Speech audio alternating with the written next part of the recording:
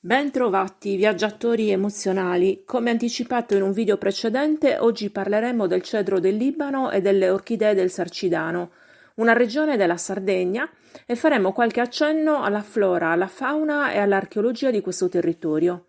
Se siete interessati a questi argomenti mettete un like, cliccate sulla campanella e iscrivetevi per sostenere altri video su questi temi.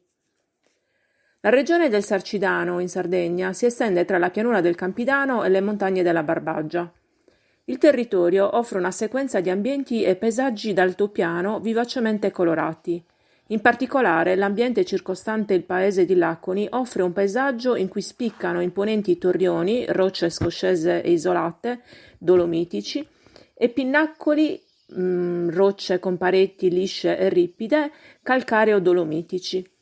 Nelle campagne e nelle estese foreste di querce sono presenti numerosi insediamenti e testimonianze archeologiche.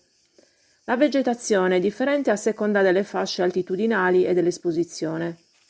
La sua evoluzione è stata fortemente condizionata dalle attività silvopastorali del passato e più recentemente dagli interventi di rimboschimento.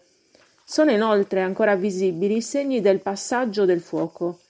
A prevalere è il leccio, spesso associato al ginepro comune, all'olivastro e ad elementi tipici della macchia mediterranea, quali lentisco, mirto, filirea. Sui terreni acidi o subacidi dominano le querce da sughero, l'erica arborea e il corbezzolo.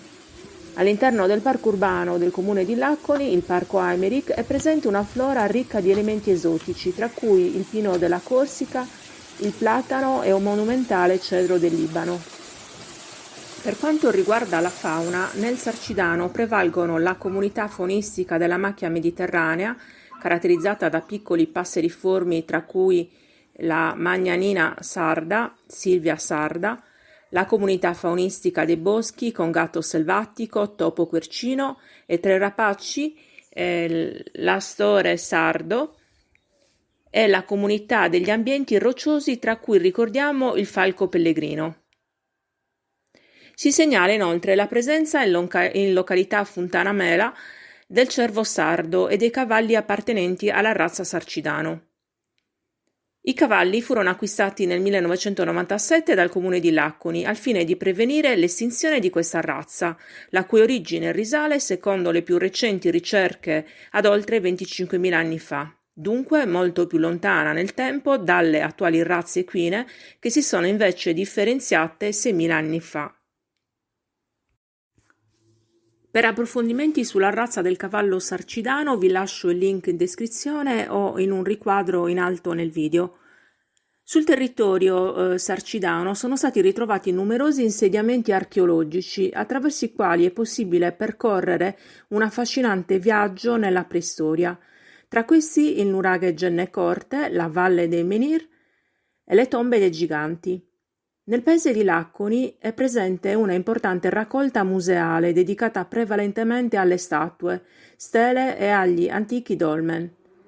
Testimonianze storiche sono i resti della chiesa di Santa Sofia, il castello Medusa e il castello medievale dentro il parco Aimeric. Tutto l'ambiente del Sarcidano è caratterizzato dalla presenza di splendide orchidacee, presenti in quest'area con quasi tutte le specie censite per la Sardegna, che sono circa una sessantina. Si tratta di un patrimonio floristico di immenso valore che non ha pari nell'isola e che fa di questo angolo di Sarcidano un vero Eden per studiosi ed appassionati. Alcune specie sono a largo spettro e pertanto presenti anche in altre zone. Qualcuna invece è localizzata solo a Laconi e questo ne aumenta sia l'importanza che il valore naturalistico, facendo di Laconi il loro locus classicus, il luogo tipico, endemico. Il parco Aimeric, ubicato ai confini con l'abitato del comune di Laconi, si estende per 24 ettari dal paese fino all'altipiano di Laconi ed è attraversato da un'incantevole rete di sentieri fra lecci, sorgenti e aree alberate, con alcuni eccezionali esemplari di cedro del Libano e dell'Himalaya. Immerso in questo incantevole scenario ambientale è il castello Aimeric, di cui abbiamo parlato in un precedente video. Costruito nel 1053, la cui storia è strettamente legata al feudo di cui faceva parte il parco. Il parco di Laconi può essere considerato un museo naturale. Esso sorge alle spalle dell'antico palazzo degli Aimeric, feudatari del paese fino al XIX secolo. È un vero e proprio giardino incantato, creato dal marchese Ignazio Aimeric, senatore nel Regno d'Italia nel 1830 e appassionato collezionista di piante esotiche, che tuttora crescono lungo una maglia di sentieri punteggiati da macchie bianche di rocce calcaree. L'acqua è uno degli elementi più importanti del parco, insieme alla ricca flora che si caratterizza per la presenza di specie esotiche come il pino lariccio di Corsica e il platano. In tutta la sua maestosità si erge quello che è giustamente considerato il gioiello del parco, ovvero il leggendario cedro del Libano, il più longevo e monumentale vegetale nell'isola, e uno dei primi in assoluto ad essere stato introdotto in Europa. Si resta senza parole nell'ammirare questo patriarca più che secolare, il cui fusto supera i 415 centimetri di circonferenza e i 25 metri di altezza.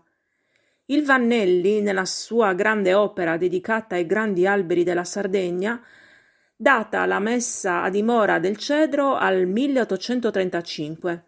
Infatti il cedro, unitamente ad un cedro dell'Himalaya, venne trasportato in quell'anno dal vivaio Bourdin di Torino alla Sardegna. Il cedro del Libano appartiene alla famiglia delle conifere. I frutti ottenuti da questo albero sono delle pigne dalla tipica consistenza legnosa, che disperdono poi i loro semi. Le foglie di questa pianta sono aghiformi e di colore verde scuro. Quest'albero si è rivelato molto versatile e largamente utilizzato fin dal passato.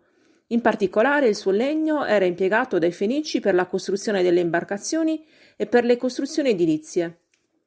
Attualmente il legno del cedro libanese è impiegato soprattutto per la costruzione di strumenti musicali.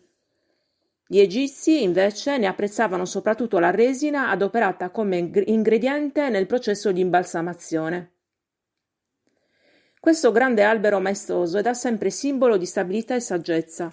Non a caso nelle foreste del Libano si trova un luogo, celebre da secoli, dove ci si reca per rinvigorire e trovare pace. Una leggenda della mitologia egiziana narra che Osiride, dio egizio, dopo la sua morte era stato deposto in un sarcofago costruito con legno di cedro. Il cedro del Libano in antichità era molto diffuso nel Mediterraneo orientale. Questi alberi sono diventati simbolo di resistenza e longevità, data la loro lunga vita, ne esistono infatti anche esemplari millenari. Simbolo di immortalità e di eternità, si ritiene che il Tempio di Gerusalemme, il Palazzo di Salomone e il Labirinto di Minosse fossero sorretti da colonne di cedro. Rinomato soprattutto per il suo legname e per la sua bellezza, il cedro del Libano è un albero maestoso e spettacolare, entrato nella rappresentazione simbolica soprattutto nei riferimenti biblici. Inoltre, le parti di questa pianta sono ricche di proprietà terapeutiche, in grado di apportare benefici per la salute del nostro organismo. Il cedro libanese presenta molteplici proprietà, ad esso si attribuiscono principalmente proprietà balsamiche, espettoranti ed antisettiche. Al macerato ottenuto dalle gemme dell'albero si attribuiscono soprattutto le proprietà rigeneranti sui tessuti cutanei. Le parti utilizzate sono il frutto fresco e la scorza. Il legno, massiccio e resistente, è molto aromatico, tanto da essere utilizzato anche nell'ambito della fitoterapia, cura con l'utilizzo di piante. In questo campo si utilizzano sia la corteccia che le foglie, date le interessanti proprietà benefiche. È calmante, tonico e rigenerante arterioso, svolge un'azione sedativa in caso di insonnia e ansia, contiene olio essenziale, carotene, vitamina A e vitamina C e sali minerali. La sua funzione calmante si esplica attraverso l'infuso, preparato con circa 200 grammi di scorza, ben pulita e spezzettata. L'olio essenziale, 2-3 gocce, aggiunto all'olio di mandorle dolci, è indicato per massaggi al cuoio capelluto, in caso di capelli grassi. L'olio essenziale ottenuto dal legno di questo albero è conosciuto per il suo particolare aroma intenso, balsamico e dolce allo stesso tempo. Ha una buona efficacia come repellente per gli insetti e come rimedio naturale per contrastare la caduta dei capelli. Versando poche gocce di quest'olio essenziale su un materiale assorbente si può ottenere un utile sacchetto antitarme da riporre negli armadi. Allo stesso modo, poche gocce versate nei deumidificatori o diffuse mediante bruciatori di olio essenziale permettono di ottenere una piacevole profumazione dell'ambiente. Nella simbologia immaginale, il cedro è simbolo della capacità di essere in relazione con l'invisibile, di rimanere consapevoli e aiuta a rimanere stabili nei propositi, a rinnovare le offerte e le promesse. Se vi è piaciuto questo viaggio nei sentieri del Sarcidano alla scoperta delle piante presenti nella zona, mettete un like, lasciate un commento e iscrivetevi per supportare altri video su questi argomenti. Cliccate sulla campanella per essere avvisati quando verranno pubblicati altri video su viaggi in natura e nel passato. Utilizzate anche la mail in descrizione per ulteriori informazioni. Un caro saluto, viaggiatrici e viaggiatori emozionali.